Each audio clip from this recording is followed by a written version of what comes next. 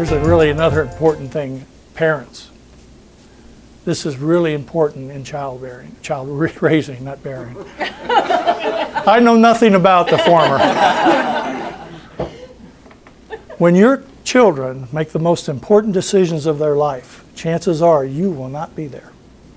The only way to get the best of an argument is to avoid it.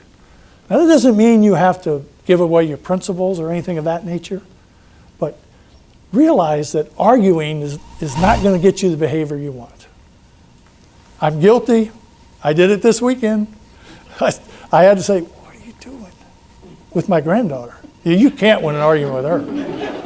I mean, she's not smart enough yet to realize that I'm right. You get the behavior you reward. You don't get what you hope for, wish for, beg for. You get the behavior you reward. And often we, in organizations, in relationships, are rewarding the wrong behavior. Probably the biggest point here is live in the present. Have you ever heard that phrase before? So many times we will put ourselves in a position of we got one foot way back here in the past, worrying about things that we can't change. And the other foot's way out here in the future, worrying about things that are going to occur in the future.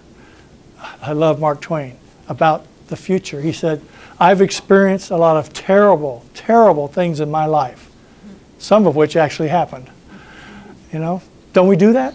Don't we do that? We don't live in the present. Events and circumstances, like we just talked about, really don't cause stress. It's our reaction to those events and circumstances. I don't often do this, but I'm going to quote an accountant named Doris Gagan. She said, yesterday is a canceled check, tomorrow's a promissory note.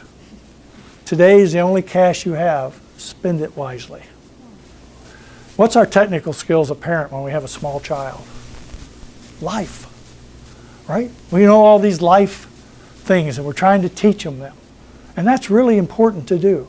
But at some point, as I illustrated earlier, you got to start letting them experience some of that. Get away from your parent technical side and what we call cross the threshold. From being a pure technical or a pure infant parent to one who's now looking at the broader side of life and business. If you don't have goals, how can you know what's important? I love the quote from Lily Tomlin. She said, I always wanted to be somebody. Now I know I should have been more specific. Bill Cosby said it best. He said that grandchildren are your reward for not killing your own. People often need your care most when they deserve it the least. That's really powerful for a parent. Anybody have teenagers? Are they going through the hormone explosion? I told my other daughter, Jennifer, one night she went to sleep as Cinderella and woke up as Godzilla. Anyway, he said, what went on at school today? And Taylor's her name. She said, oh, Dad, it was really exciting. She said, one of the teachers was cooking popcorn in the microwave, and she left it in there, forgot about it, and burned, and there was smoke everywhere. Carrie said, well, did the smoke alarm go off?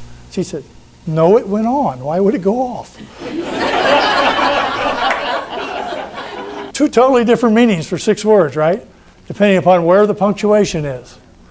Is it woman without her man is nothing, or is it woman without her man is nothing? Powerful, isn't it?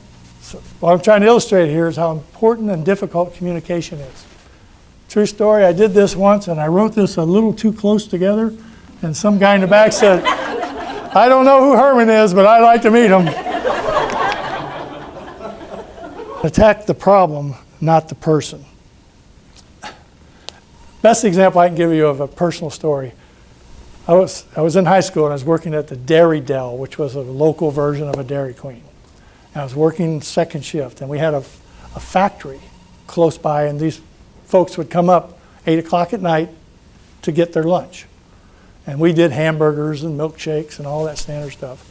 And it was about my second or third day there, and I was in charge of the milkshakes. And we had a long line of people. And you know how milkshakes, you know that little machine, and we had paper cups, and I was trying to speeded along, and I got the metal blade a little too close to the outside of the paper cup. And all of a sudden, I'm feeling this cold stuff hitting me in the face. And literally, I could not figure out what was going on for about 15 seconds. And in the interim, and it's a little place, it wasn't as big as this room, chocolate milkshake on all four walls, all over me, all over my associates. Robert Heil was the man that owned that business. He could have and should have fired my butt right there. But you know what he did? He said, I understand, Paul. You're trying to make it faster. Now, we're going to teach you something here that doesn't work here. But his caring to me was so impactful that I still carry that example with me. And sometimes when in the leadership role, when people got the milkshake going too fast, I accept it. And I try and help them understand what's going on there. So Charlie Jarvis said it best. He said, people have a tremendous reservoir of common sense because they haven't used any of it yet. On the front page here, it says, the greatest truths are too important to be new. It's a quote from Somerset Maugham. It's a really powerful quote if you think about it. And what I would like to change that a bit to say, paraphrase it, is the basic truths are too important to be new.